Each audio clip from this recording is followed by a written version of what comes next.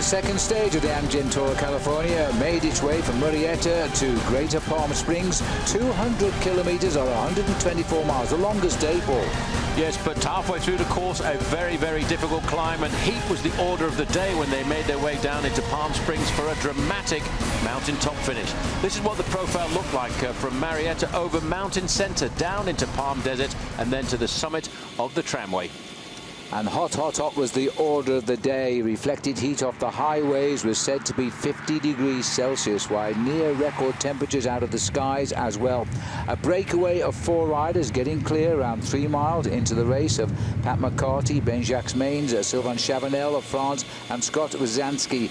And at one time, by midway, they had 12.25 minutes lead. Yes, but when they headed down into the desert, the main field was starting to bore down upon them, and that was because of the presence of Pat McCarthy in this breakaway group, because he was only 16 seconds down at the start of the day. Wazanski got the 3 points time bonus in the Palm Desert, but McCartney was the man they were trying to chase back down. The race leader was suffering from the sun too in Levu Vestra. At the back of this group here, Sylvain Chavanel being told by his team manager about the chase behind. It was now down from 12.25 minutes to just 45 seconds as they started the climb to the finish. Yes, when they took the left-hand turn away from the main strip of Palm Springs, it all pretty much came back together. Then it was the turn of all of the teams of the man who want to win this bike race overall to control the front end, with a lot of pacemaking being done by the black and red strip of Team BMC Racing. And as soon as they started the climb, the damage was done.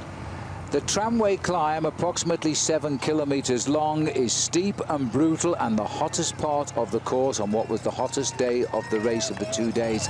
The peloton simply imploded, including the world champion Philippe Gilbert, who gave up early in the attempt to stay with the leaders. The yellow jersey likewise early in the day recovered from a flat tire. He wasn't going to recover from this one. It was a very select group getting together at the front, and then came an attack by the Irishman Duignan. Yes, he was looking to try and hot up the race as they moved into this cauldron-like finish line surrounded by white rock and a very dark black road, which made it even hotter as they made their way up to the summit. The big advantage was, though, for TJ Van Garderen. He had a teammate up alongside him, and that, of course, was the Swiss rider who was right up there alongside him, Matthias Frank. The long, unforgiving slope, which takes the riders up to the tramway, which was where the race would finish, at its steepest at around 22% gradient.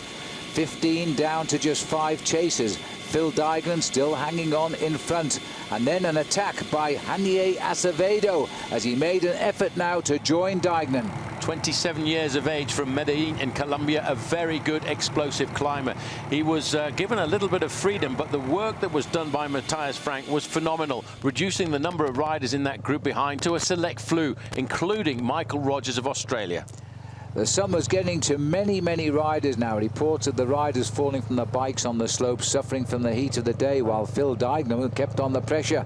And it was left to TJ Van Garderen, first of all, to catch up with Acevedo, and then take what's left of the group up to the back wheel of Phil Duignan. Yes, TJ Van Garderen, once he'd used his teammate Matthias Frank to the maximum, knew that as the leader of the squad, he had to take the responsibility of the chase, chasing down, first of all, Duignan, and then leaving everybody behind, but shadowed by the Colombian rider Acevedo. The whole field, 123 starters on this second day, had given their all on this slope and were now time-gapped all the way down the climb of the tramway.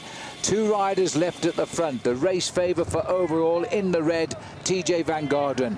1 kilometre to go, and Acevedo, who's only ever won 2 races in his life, was tucked in to his slipstream, making his way now towards the summit. Yes, both of those riders starting in the same time in the overall classification, but as they got to 500 meters to go, there was a massive acceleration from the Colombian Hanier Acevedo.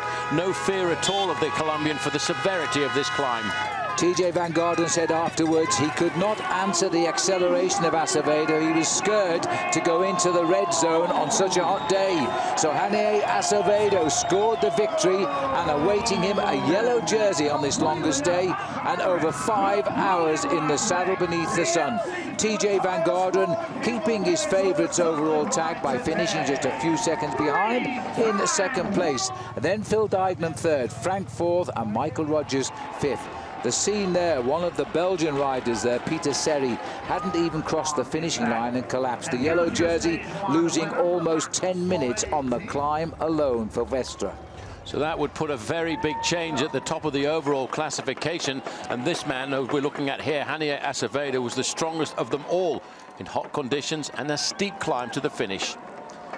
So Acevedo takes the maillot jaune, and tomorrow the stage a little bit more forgiving as it goes out on a ride of 177 kilometers from Palmdale down to Santa Clarita with 4 fourth category climbs. And overall, it's Acevedo who will take a 12-second lead into the race over Van Garderen, 27 over Phil Dijkman, 45 seconds over the next nearest contender. That's the story of the day. It'll be the same again in the sun tomorrow.